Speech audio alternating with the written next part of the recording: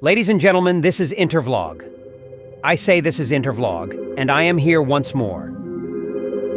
I am here because there is one important information I brought to you today, and this information is unbelievable. The reason I like this information is because the information comes with facts and the details. There will be no argument or no misunderstanding after watching this video. What am I talking about?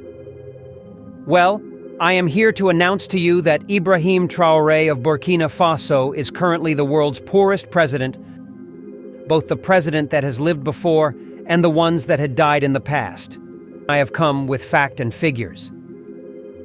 Before I show you how Forbes calculates someone's income and asset, I will have to go to illustration. On this illustration, there are two pictures here. One is an African and the other one is an American. Looking at two of them, they are both poor. The African look poorer than the American. Why? Because he does not have a good clothes. African is poor. He does not have money in his account. He is zero. He is a poor man who feed from hand to mouth. Whatever he touch goes to mouth. He does not have bank account. He does not have savings. So what he has does not calculate as a wealth. His house is worthless. He cannot sell it because he does not even own the land. Now, let's go back to the American. The American dress well, but he also is poor. He used to work in a bank, but now he does not have work. And he even owed debt of $2,000. And he has not paid this $2,000 up to today. And he lives on the street or sometimes sleep with some friends. Among these two people, who is poorer? Based on Forbes data, the American is poorer than the African. The reason is that the American owe a debt of $2,000. Now he has gone beyond zero. He is now minus. Why the African is zero, American is minus $2,000. If both of them would go to heaven today, the African will be a clean-handed man. He does not owe anybody on earth. Why the American will have to pay his debt? Meaning that for him to be as clean as the African, he has to pay that $2,000 debt. This is just an illustration to show you what we are going to talk about today. This illustration and presentation is going to help you to understand why I am here. Here we are going to talk about Ibrahim Traore, Jose Mujica, and Jerome. Jerome is a French man.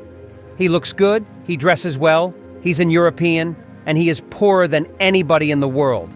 Both people from Somalia, from Sudan, from anywhere, this man is poorer than them, any of them. And you would wonder why. The reason is that he used to own a bank, and now the bank had gone bankrupt. He owed a debt of $6 billion.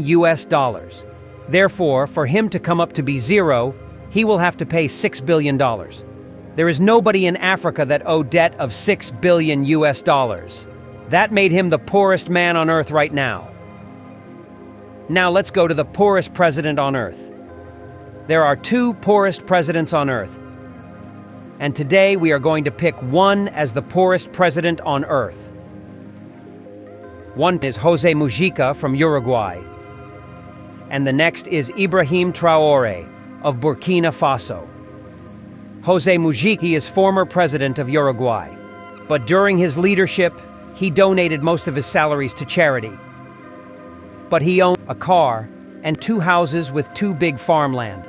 Based on the value of both the car, the two farmland, and houses on the two farmland, Uruguay government came up with estimate of $215,000 worth. Therefore, the net worth of Jose Mujica is $215,000. This is the residence of the president of Uruguay, Jose Mujica, whose lifestyle clearly differs sharply from that of most other world leaders. President Mujica has shunned the luxurious house that the Uruguayan state provides for its leaders and opted to stay at his wife's farmhouse off a dirt road outside the capital, Montevideo. The president and his wife worked the land themselves, growing flowers. This austere lifestyle and the fact that Mujica donates about 90% of his monthly salary, equivalent to $12,000, to charity, has led him to be labeled the poorest president in the world. His charitable donations, which benefit poor people and small entrepreneurs, mean his salary is roughly in line with the average Uruguayan income of $775 a month. In 2010, his annual personal wealth declaration, mandatory for officials in Uruguay, was $1,800, the value of his 1987 Volkswagen Beetle. This year, he added half of his wife's assets, land, tractors, and a house, reaching $215,000. Therefore, the net worth of Jose Mujica is $215,000. Now let's go to Ibrahim Traore. Ibrahim Traore was born in Kera, Bondokui, Mohun Province, on 14th of March 1988, age 36. After receiving his primary education in Bondokui, he attended a high school in Bobo Dioulasso, where he was known as being quiet and very talented. From 2006, he studied geology at the University of Ouagadougou. He was part of the Association of Muslim Students and the Marxist Association Nationale des Étudiants du Burkina, ENEB. In the latter, he rose to delegate and became known for defending his classmates in disputes. He graduated from the university with honors. Military Traore joined the army of Burkina Faso in 2009 and graduated from the Georges Namoano Military Academy. He was sent to Morocco for anti-aircraft training before being transferred to an infantry unit in Kaya, a town in Burkina Faso's north. Promoted to lieutenant in 2014, Traore joined MINUSMA, a United Nations peacekeeping force involved in the Mali War. In 2018, he was cited as one of the MINUSMA soldiers who showed courage during major rebel attacks in the Tombouctou region.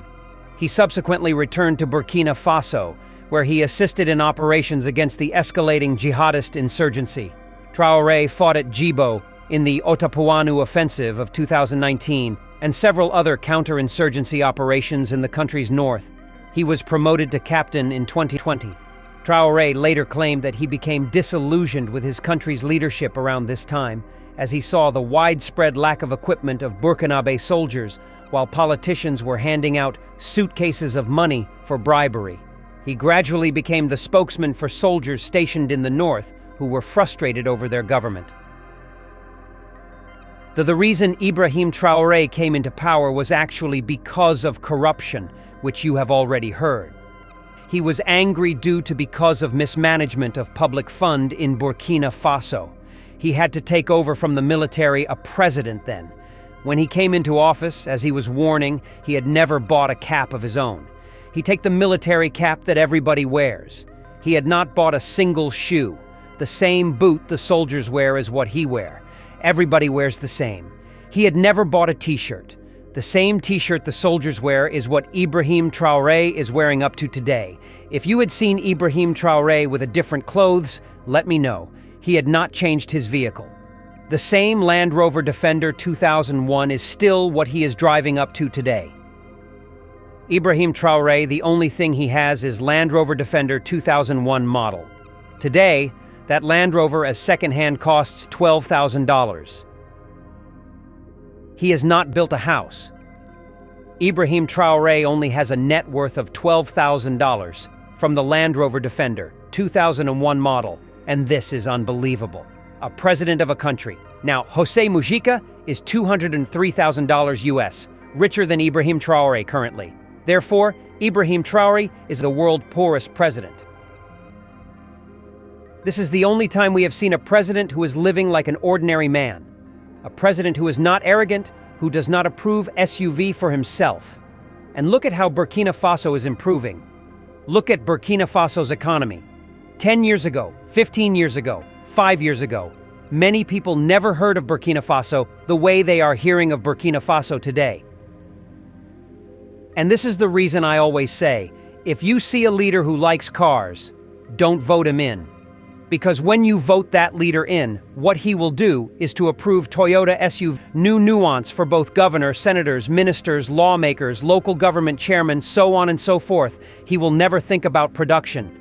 He will never think about manufacturing. He will never think about good economy. He will be saying it, but he will never mean it. because if he had meant to fight bad economy, he would not have approved Toyota Land Cruiser SUV new ones for all the lawmakers and so on and so forth. He would have used that money to build factories and create employment, because each one of those Toyota SUVs, they are proving for senators, for governors, for president, for everybody. Each one of it costs $200,000. In this case, each one of them can build 3 factories. Then why didn't he use the money to build factories? It's because he is not there to create good governance. He's not there to make the economy to get better. He is there to enjoy.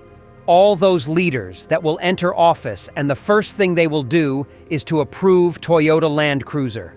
They are the bad ones.